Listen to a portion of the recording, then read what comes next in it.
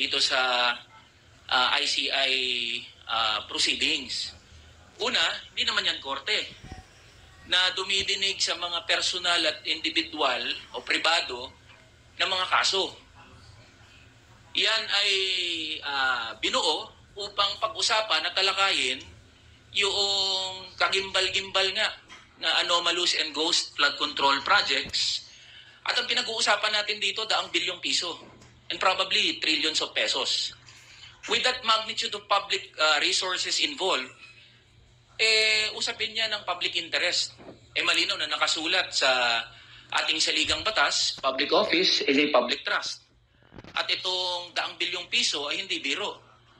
Pera natin yan, pera ng mga manggagawa, pera ng mga ordinaryong Pilipino yan, at nararapat lang na malaman ng bawat isa kung ano yung pinag-uusapan doon sa ICI hearings. Kahit ako nga, hindi ko alam kung ano yung nangyayari doon Paano pa kaya yung mga ordinaryo ng mga manggagawa at mga Pilipino?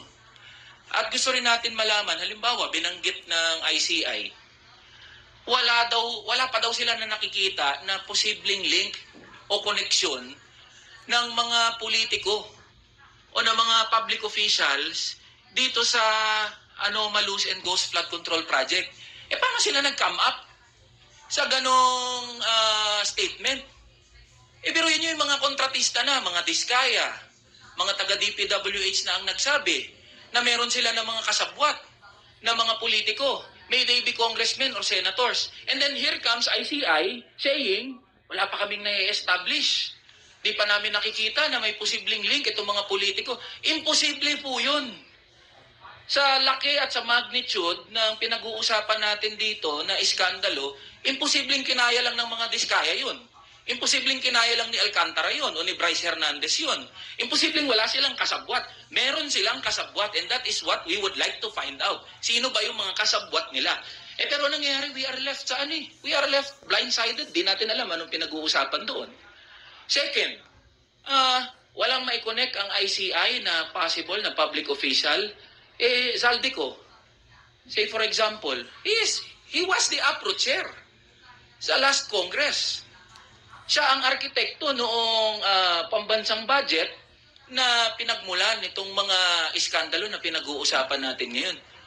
Hindi may connect ng ICI yun. And take note, under oath yung sinasabi ng mga kontratista at ng lahat ng sangkot dito sa anomalous and ghost flood control project.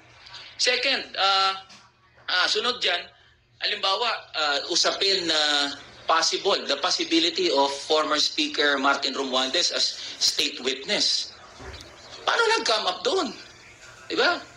Ano ba pinag-uusapan? Ano yung mga tinatanong doon sa ICI hearings? We would like to find out.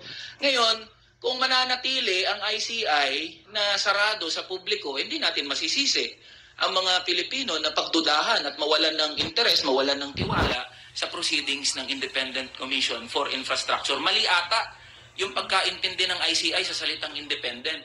When you say independent, dapat impartial. Hindi independent na kayo-kayo lang yung nag-uusap dyan sa ICI. Dapat lahat tayo involved dyan.